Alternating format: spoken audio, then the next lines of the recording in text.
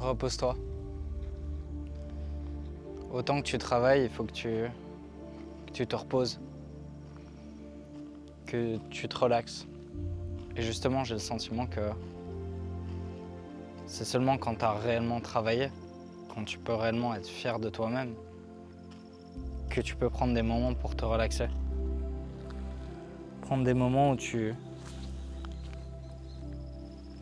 dis que tu fais rien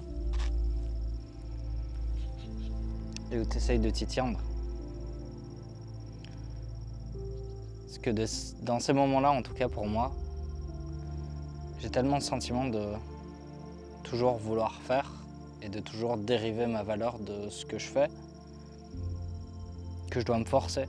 Je dois me forcer à me dire tiens, t'as suffisamment travaillé, maintenant t'arrêtes, maintenant ce que j'ai fait ce matin, je suis allé dans un parc, je me suis allongé au sol et j'ai lu, et il y a un moment où j'ai rien fait. Juste, j'ai regardé le ciel, je me suis laissé porter par le moment et c'est compliqué de ne rien faire. C'est compliqué de réellement se reposer, se relaxer en se disant qu'on n'a rien à faire et qu'on mérite de profiter.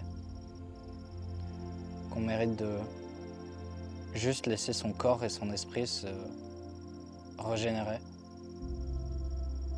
Après tout ce qu'on leur demande, que ce soit physiquement ou mentalement, après tout ce qu'on fait traverser notre corps et notre esprit, et bien souvent le corps n'a pas le temps de se reposer réellement parce que l'esprit est au contrôle. L'esprit dicte au corps et l'esprit est constamment en mode survie. Et donc aucun des deux ne peut se reposer, que ce soit le corps ou que ce soit l'esprit. Et je pense que prendre des moments où on ne fait rien, prendre des moments où on se laisse vraiment ce qu'on a envie de faire, on se laisse vraiment faire ce qu'on a envie de faire, et où on se force justement à ne rien faire. Parce que c'est trop facile d'être dans le faire tout le temps. Quand tu fais, au final tu te retrouves à être esclave de toi-même, esclave de cette satisfaction que tu vas systématiquement chercher, de cette valeur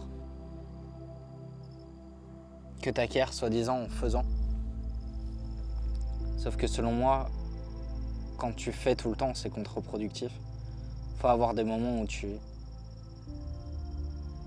te laisses ne rien faire. Et c'est compliqué quand tu es dans un entre-deux où tu fais jamais réellement et tu te reposes jamais réellement. Tu te retrouves simplement à être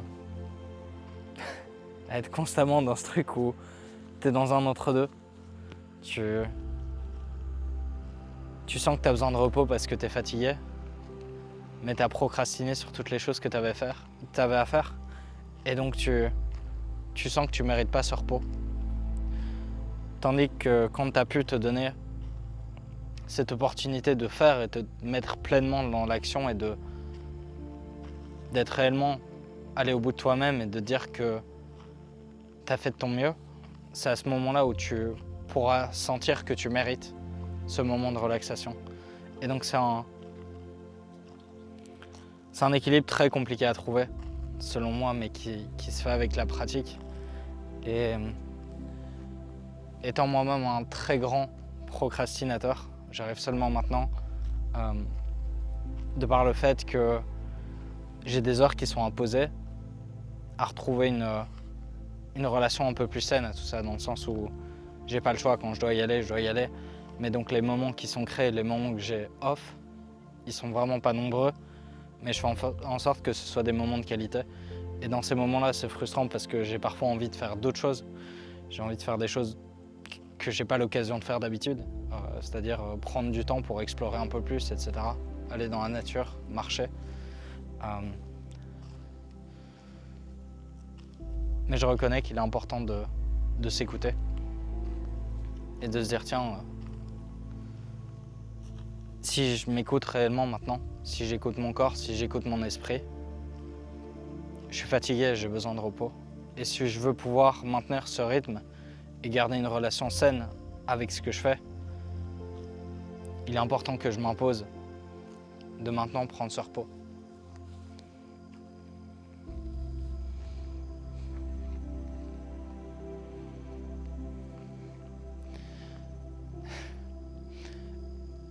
Et si je prêchais à 100%, si je pratiquais à 100% ce que je prêchais maintenant, je pense que j'aurais même pas fait cette vidéo. Parce que je suis dans un jour où j'ai besoin de repos, je suis dans un jour où je me suis reposé, j'ai travaillé un peu, mais je me suis reposé. Et je me suis dit, tiens, j'ai envie d'aller voir le coucher de soleil quelque part.